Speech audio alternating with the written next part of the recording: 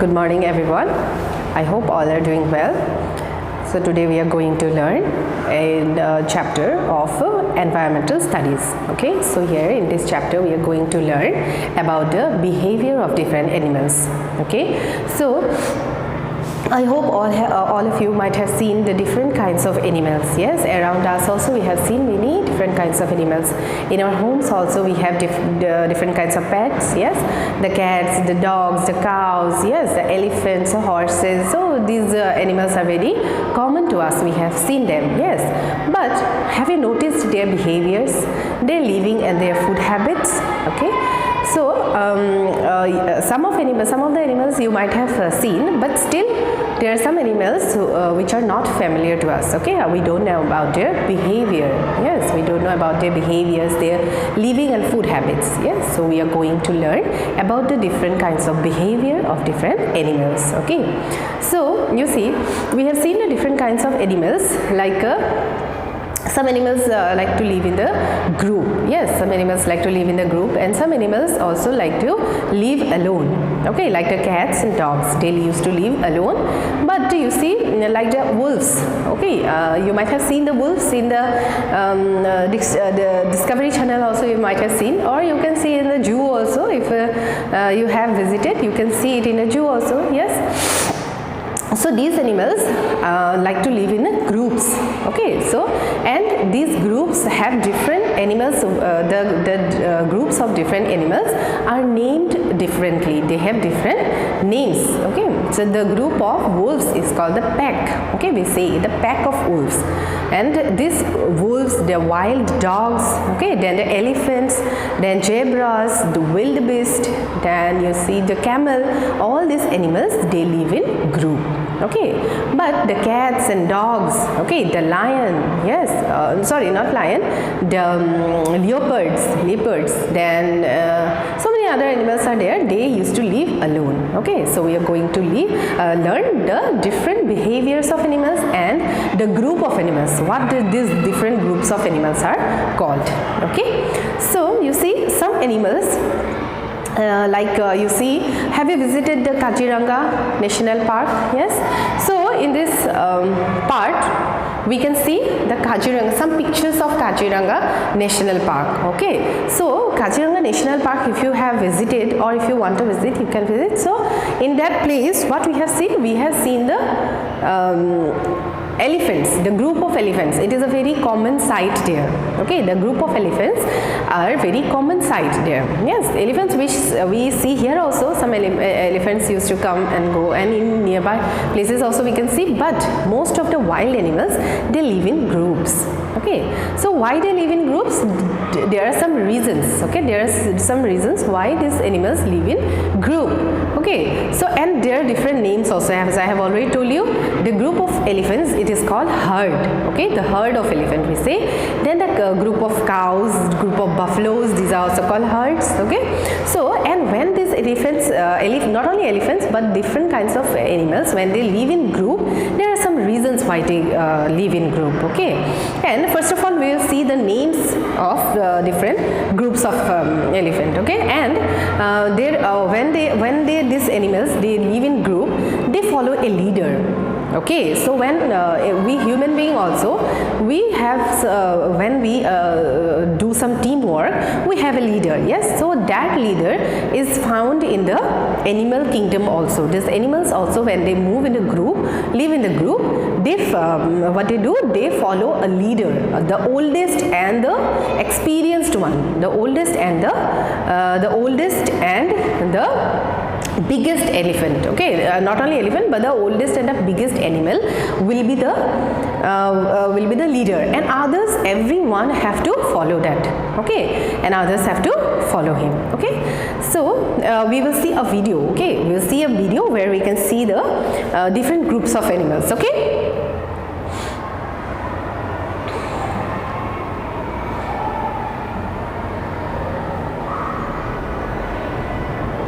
So in this video we are going to see the different groups of animals. Okay, you see. The characteristic of animals is their tendency to stay alone or in groups. Animals like bees,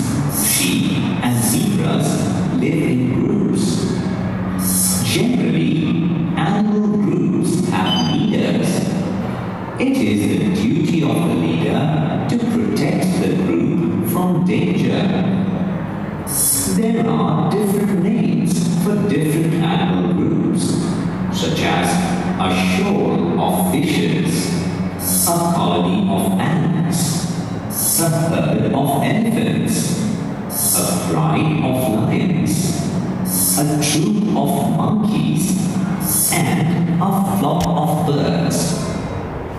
Okay, so here we can see the different groups of animals. Yes, so here the group of fish is called soul.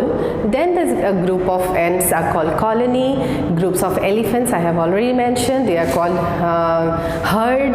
Then the lions, when they live in a group, it is called, the group of lion is called pride.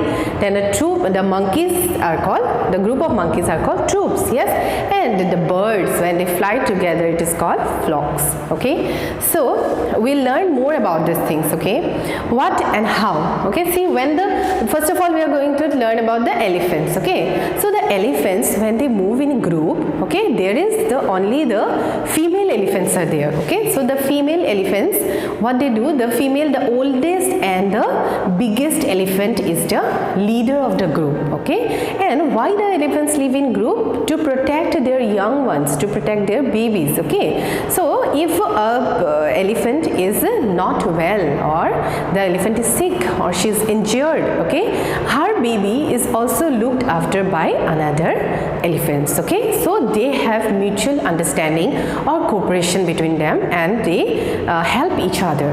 Okay, they help each other, and in that way they that is why they live in a group. Okay, then you see, then we come to the pride. Okay, then we come to the lion. So the lions, they live in a group, and that is called the pride. Okay,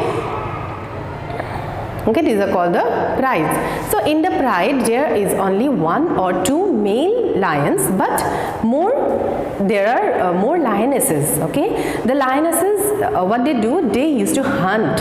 Okay, they used to hunt and look after their cubs.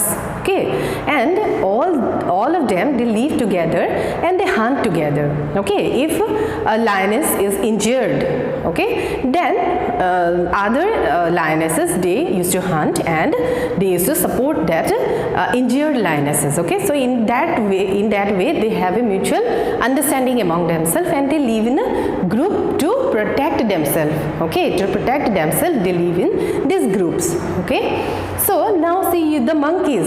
So have you seen the monkeys? So monkeys, what they do, they come in groups.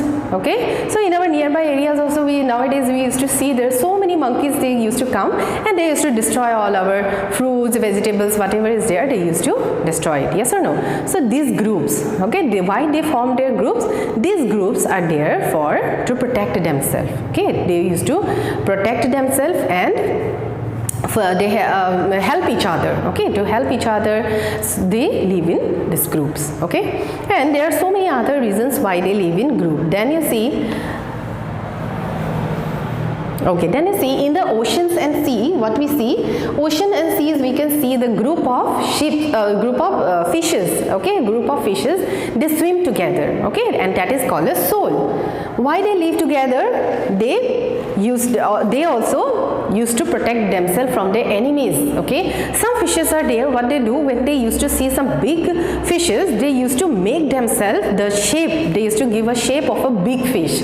The small fish will gather together and they will make the form of a big fish. Okay, so that the predators or the hunters cannot harm them. Okay, so in that way they live protected. So they are protected in that way. They live in this group to protect themselves. Okay, so these are some of the reasons also why they live in group. Then we come to the bees and ants. You see, bees, these are the ants, but we have seen the bees also earlier. So bees and ants also, what they do, they live in groups. Why they live in group? You see, you might have seen the long chain of the ants. Yes or no? So the long chain, why they do? Why they maintain the long chain? Suppose one ant, they used to get some food. Okay, the other will give a signal. Okay, they used to produce some signals and they used to send it, and all the others, they used to come. All the other ants, they used to come, and what they do? They collect the food. Okay, they collect the food and they have the houses. They have their holes, some holes. Yes, inside the earth they have some holes. So in that hole they used to collect the food. Okay, when there is no food, it will help them.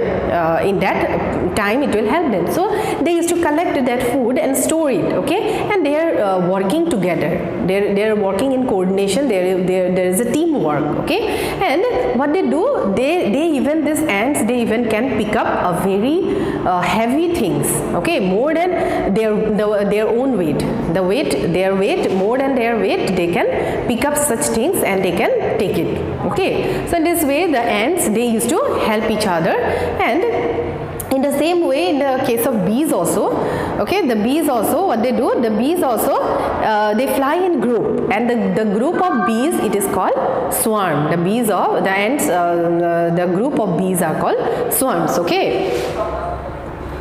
The bees also, they used to live in a group. Okay, the bees, what they do, when they find they used to visit the different places. Okay, the different gardens where there are flowers are there. So they used to visit the flowers, and when they see when they find the nectar, in the flowers, they used to send some signals. Okay, they used to send some signals to the other bees. Okay, they used to send some signal to the other bees, and then the other bees, how they send the signals, they used to dance. Okay, they used to make some circles and they used to dance, and they used to make different signals to their the group. Okay, and they come and they collect the nectar. They take the nectar and they put it in the beehives. Okay, the house of the bee, the home of the bee, it is called beehives. So in the beehives they keep the bees there, and their small ones, the babies, they used to eat it and they used to grow.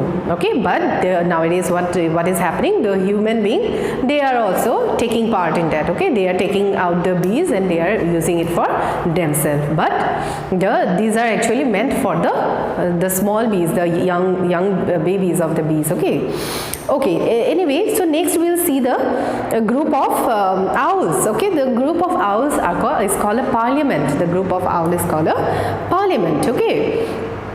Okay, then next we can see, and one more thing, there is one queen bee among the bees. There is one queen bee, and there are so many male bees are there. Okay, and the drone bees are the male bees. They are the lazy bees. Okay, they are lazy bees and they do not work. Okay, and the worker bees, they used to collect the nectar and bring to the beehives. Okay, this is the food for the honeybees. Okay, so up to this I think the things are clear. Okay, so next we will move to the behavior of animals. Okay, so in the video we will see the animals live in groups. Okay, so I have already told you earlier, the animals, they live for different reasons. They live in the group together for different reasons. Okay, so we will see some of them, the reasons we will see here. So they live for safety, they live for food. Okay, they live for migration from one place to another. When they used to migrate, especially this is for the birds. Okay, the birds, when they used to migrate from one place to another, they make flocks, they make groups. Okay, they make groups and they used to migrate. Okay, for different reasons. Herbivorous or grass-eating animals feel safer in a large group. Penguins live together to keep each other warm. Wolves live in groups to hunt for their food. In oceans, fishes move in large groups for safety and food. Some birds form large groups so that they can safely migrate to a suitable area. Some female animals live in groups to take care of their young ones. For example, female elephants live with their calves, while lionesses live with their cubs. In contrast to these animals, some animals prefer to live alone. For example, leopards, polar bears, spiders, and eagles do not live in groups. They live alone to avoid competition for food, territory, or partners. Thus, different animals exhibit different behavior. Behavior of animals. So now in this video we'll see the different behaviors of animals. Okay, some animals are very friendly. Okay, so before going to the video I want to give you a short idea about that. So some animals are very friendly, okay, and some animals are very shy. Yes, so some animals, those animals which are friendly, these animals are the pet animals, the domestic animals. Mainly the domestic animals are friendly. Yes, the dogs, the cats, okay, then any other pet animals that we keep in our home. Okay, so these animals are very friendly with us. The goats, the cows, okay, so these are friendly animals. But the shy animals, the animals, they cannot trust a human being. Okay, when they see the human being they used to run away. Okay, so like the squirrels, like the rabbit, okay, like the mouse. Yes, so these animals, what they do, they don't they are not friendly. Okay, when they see the human being they used to run away. Okay, so in this video we will see more about this video about this animals. Okay, different behaviors. I wish the squirrel was not so shy. The dog in our building comes running when I call it. Different animals behave differently, Jia. Some animals are friendly while others are shy. Aisha is right. All animals do not behave in the same manner.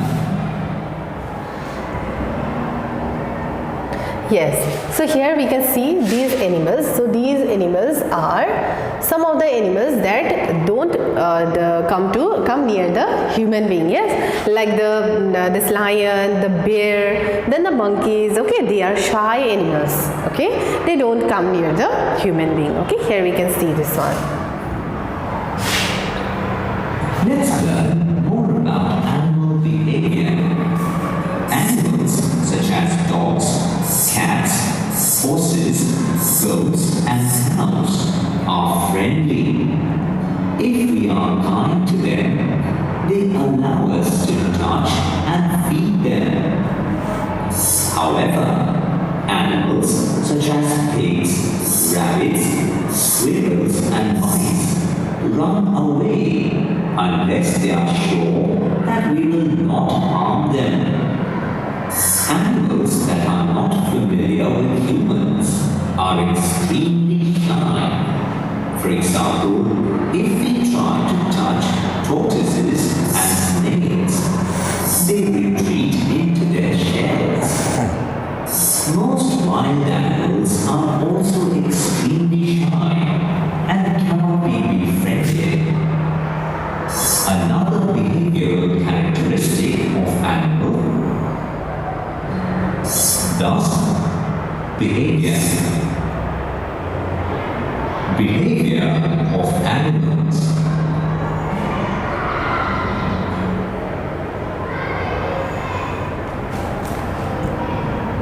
So here we can see the different animals. These animals are friendly, not friendly. Okay, these animals are wild animals and they are not friendly. Okay, why they are not friendly? Because they are not used to human beings. Okay, they don't trust a human being. And these like the zebra, then the elephant. Okay, this is the elephant.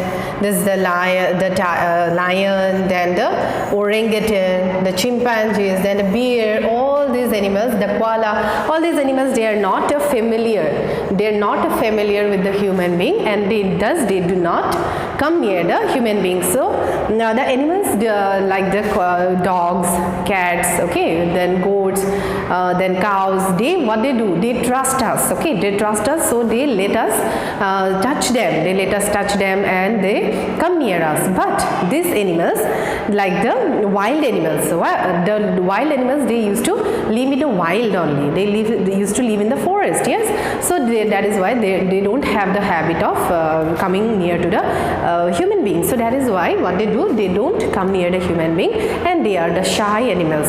Okay, they are very shy. And some animals are there, they are extremely shy, okay, like the tortoise, the seashell, okay. What they do, they just, when we go approach them, what they do, they move or retreat inside their shell, okay, they cover up themselves and they don't come out, okay, of their shell. The herd cell, they used to move inside the shell only, they do not like the human being, okay. Then next we will see about the friendly animals, okay. Friendly animals means some animals are very friendly, yes, like the dolphins. Yes, dolphins are also very helpful animals. They are very friendly animals. They come near us, we can play with them, they let us touch us, yes, we can touch them, yes. So these animals are friendly animals, okay. Next we will see the helpful animals, okay. What are helpful animals? Birds like egret ride on the back of buffaloes, hippos, elephants and zebras to pick up the ticks as food for their bodies. So you have seen these buffaloes, yes, buffalo. So on the body of the buffalo, some white color one bird, okay, that is egret. White colored bird is to sit, okay. And what they do, they pick out the ticks, the small insects that used to live on the body of the buffaloes. Not only buffaloes, the cows, the hippos, okay. So in the wild animals also we can see the hippos and wild buffaloes, okay. So on that their body, what they used to, the birds used to sit, okay. And this hippos and buffaloes, they allow the birds to sit on their body and pick up the ticks, okay. Because these ticks, what they do, they are sucking the blood, they are sucking blood of the buffalo and the cows. So they are also feeling very disturbed, yes, they are also not comfortable. So that is why they let the egret sit on them, and the egret used to pick the ticks, and both of them are benefited, yes. So there is a mutual cooperation between them, both of them are benefited. The buffalo is also getting benefit, and the bird is getting the food, okay. So the bird is also getting the food, and there will be a mutual understanding among them. So both of them will be benefited, okay, both of them will be benefited. And in this way we can see there is mutual cooperation between them, okay. Each other, they are helping each other. The buffalo is also allowing the bird to sit on its back and to pick it up, and the bird is also getting a chance to find its food, okay. Next we will see there are some more animals which help each other, like the fish, okay. In the oceans there are some fish, okay, they are helpful, like the remora, okay, a fish called remora, okay. That remora fish, what it used to do, it is a small fish which eat the insects, okay, lying on the shark's body. So in some videos, I think in this Discovery Channel or this Animal Planet also you have seen, I think, the sharks when they move, okay, the sharks when they move, along with them some small fishes also move along with them, yes. They stick to the shark's body, and they stick, and what they do, they pick out the insects, small insects from the shark's body. In that way the shark is also relieved, shark is also feeling relaxed. So these small insects are going out of its body, and this small fish, it is also getting food, it is also getting food from the shark's body. So both of them are benefited in this way, okay. So both of them are mutually helping each other, and both of them are comfortable with each other, okay. So this is number one. Then you see the crocodile and the plover bird. One bird is there, small bird, okay. The bird is called okay, I will show you some pictures of that, okay. The small birds in this so here you can see the birds, the plover bird and the crocodile, okay, the plover bird and the crocodile. So these and the remora fish also. So these birds, what they do, these birds, they eat the leftover meat, okay. They eat the leftover meat from the crocodile's mouth. The crocodile used to open its mouth and it used to lay down in the ground like that, okay, near the sea or so near the water bodies. They used to lay like like that, opening its mouth, and it invites the